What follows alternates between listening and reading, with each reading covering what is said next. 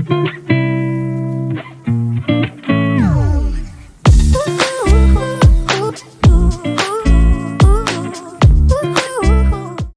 and welcome back for a special edition of Lectionary Laxative called Heretical Hernia. It's being published on the title Sunday because, the idea of lectionary laxative is to help inspiration flow, not to cause problems. However, once in a while we run across something in the text that could cause a heretical hernia, which can be painful, distressing, and distracting. The heretical hernia can occur when the text might cause a rupture in the orthodoxy. It doesn't happen often, but we should be asking the tough questions because that's how we grow and learn. For the February 21st lectionary texts, there are 2 heretical hernia episodes generated by the baptism story in Mark's Gospel. So here is one of them. Now, I don't want your head and spirit to get all screwed up by these heretical hernias, so they're posted on Sunday, most likely after you've already preached. Check the Gospel Insights YouTube page for the other heretical hernia episode, but better still, click that red subscribe button for this YouTube video so that you get notified about all new video posts on Gospel Insights. You can also like our Gospel Insights Facebook page and follow us on Twitter at Gospel Insights and find updates posted on those platforms. So let's get started.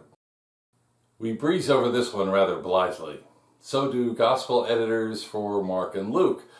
But the Matthew editor saw a problem and very awkwardly tried to remedy the issue. What issue? Here is what precedes the lectionary text for Mark 1, starting with verse 4, Mark 1:4. And so John the Baptist appeared in the wilderness, preaching a baptism of repentance for the forgiveness of sins. The whole Judean countryside and all the people of Jerusalem went out to him. Confessing their sins, they were baptized by him in the Jordan River. And then the lectionary selection begins. At that time, Jesus came from Nazareth in Galilee and was baptized by John in the Jordan. Do you see it now? See, Luke has largely the same language as Mark, just sets the context a bit differently. Luke writes, when all the people were being baptized, Jesus was baptized too.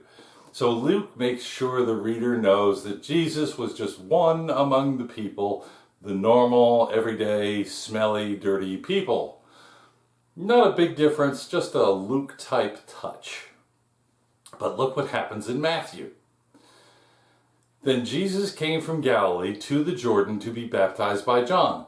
But John tried to deter him, saying, I need to be baptized by you, and do you come to me? And Jesus replied, let it be so now. It is proper for us to do this to fulfill all righteousness. And then John consented. What was that all about? Some scholars say that it's simply another element in the gospel editor's shared agenda to downplay John the Baptist, whose movement was still very active long after John was executed, and another effort to elevate Jesus.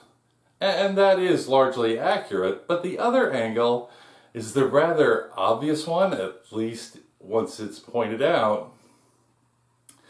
Because if John the Baptist's baptism was a baptism of repentance for the forgiveness of sins, then those who came to be baptized likely confessed their sins in an act of contrition and humility and repentance. In any case, the primary objective of baptism was the forgiveness of sins. So, Jesus came to John in order that his sins might be forgiven. Oh wait, listen. Sorry, but I warned everyone. That was the agony of a heretical hernia rupturing someone's orthodoxy. But wait, they say. Jesus is sinless. Jesus is the perfect human being.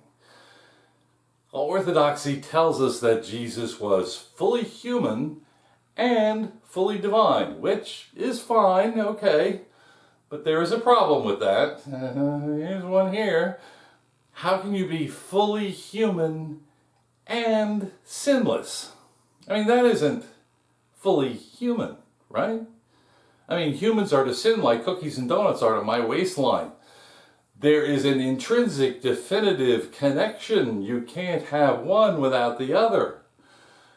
Can you be fully human and not sin? So this seems like an instance of theologically selective design, cherry-picking the human qualities that you want for Jesus and casting the others aside, as if that was even possible, so that his divinity can shine through. But God can do that, but then God would be a liar about the fully human part.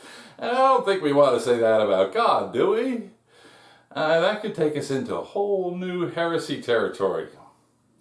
I think we should let Jesus be fully human, have sexual urges, poop on a regular basis, get blisters on his feet, even cuss a bit, just as much as knowing hunger and thirst, love and compassion, grace and grief, joy and sadness. That's a fully human being.